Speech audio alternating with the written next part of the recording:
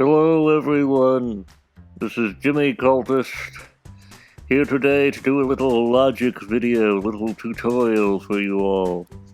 Unfortunately, I suffer from allergies today, but the show must go on. I have a very tight schedule, what with 2 games in production. You can click on gadgets here.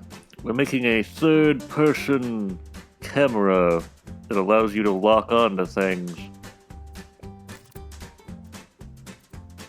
First, you're going to want to take a tag. This is the basics. Step 1, label the tag player.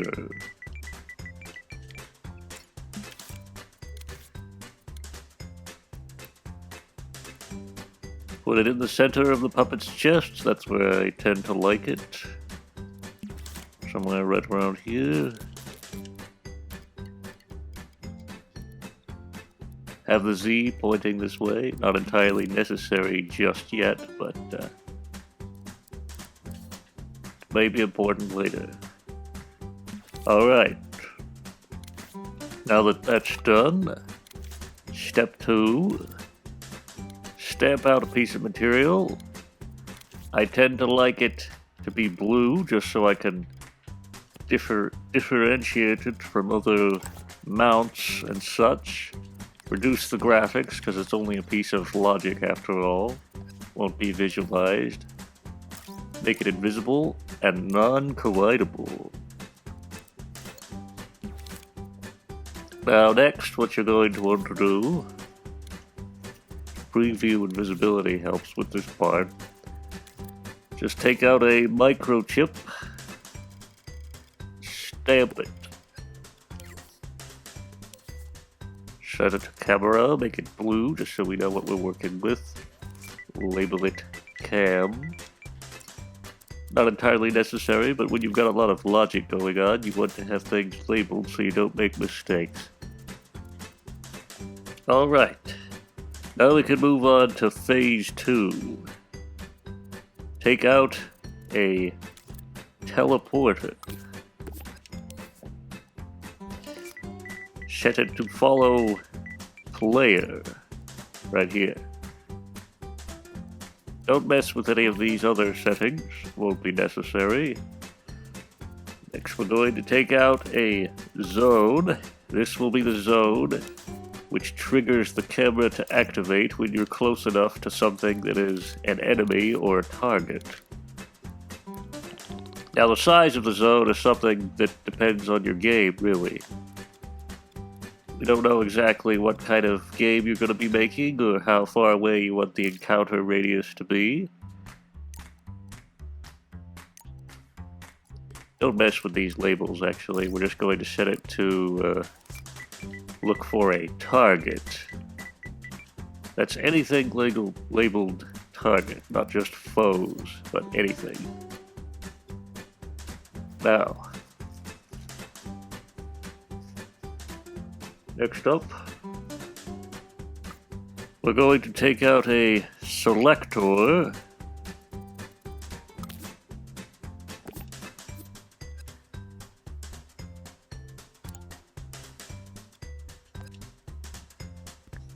Put it down here. And we're going to take out a node.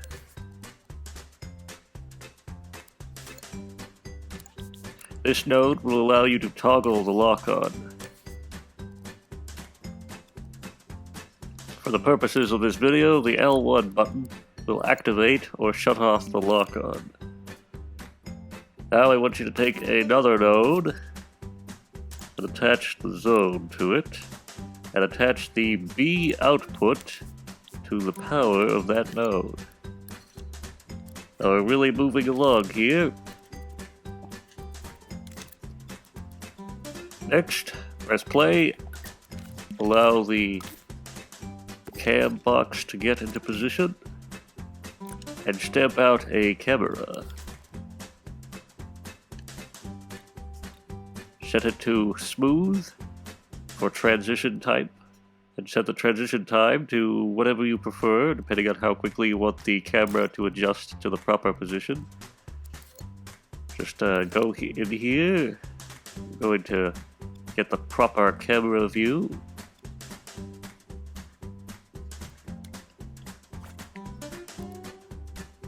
Now that we've got that,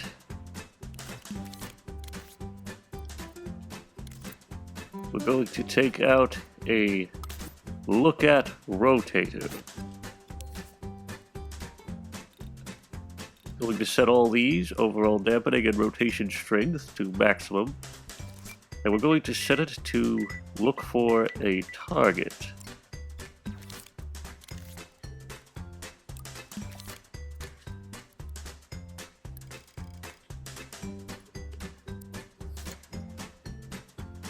Okay, stamp this out one more time. This will be important later.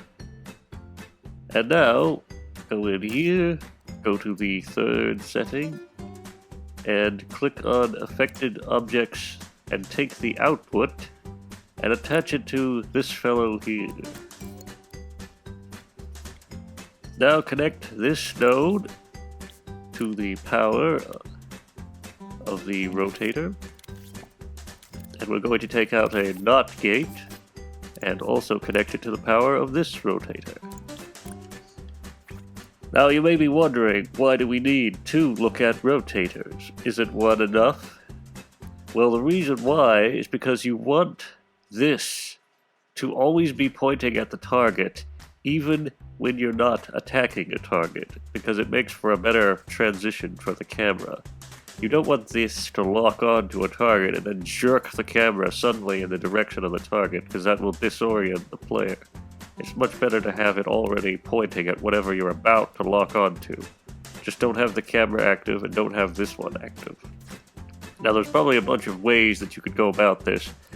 Ours is not perhaps the definitive way to accomplish this feat, but it's just our personal methodology, shall we say. Alright, I think we're about ready to move to the secondary... Oh, actually it's the third phase. This ought to be pretty simple. We're just going to take a little laser scope out here. This is going to adjust the camera's collision so that when you get backed up against a wall, it doesn't go through the wall or cause clipping, which is a regular problem with cameras such as these. Just set it not to go detect foes or friends, and that'll be just fine. Now the length at which the camera collides with the wall is all depending on how far away your camera is, so that's up to your own devices. I'm going to label this scenery, since this is set to detect everything, including scenery. Alright, next, I'm going to take out a little keyframe.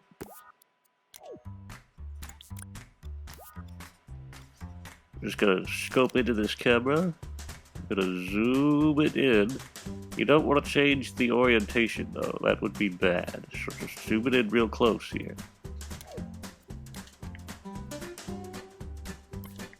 I think that's a good distance. We'll test it out and see. I think though, in every other aspect, we're ready. Let's see if the lock-on works. Alright, we've toggled it. We're locked on, as you can see. It follows it from all angles.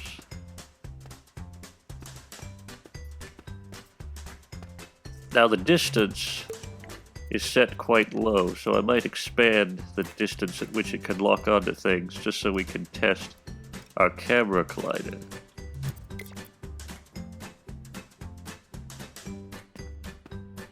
Alright. Now the transition is working. I think I might extend this just a little bit. And there's a little trick you can do. This works. Just set this timer and set it to output. Make it positional. And we'll give it about a 1 second, I think that's 1 second target time. See how that works.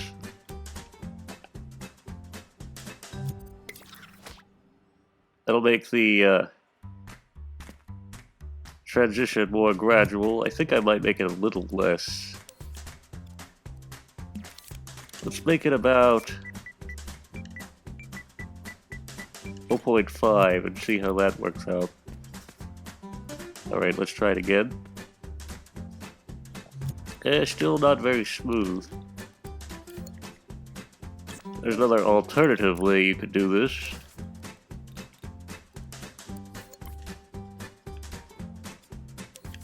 Let's extend the length just a little bit.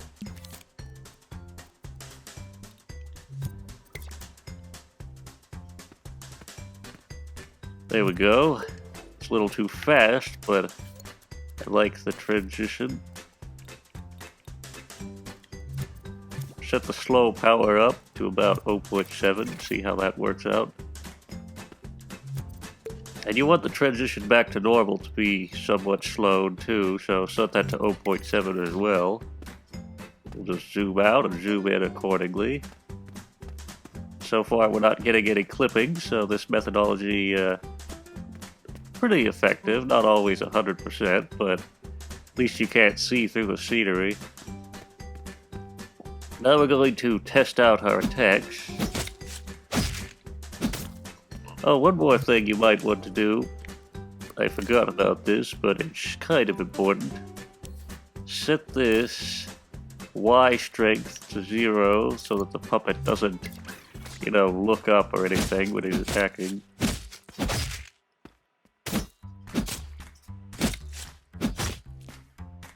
Pretty good though, ain't it?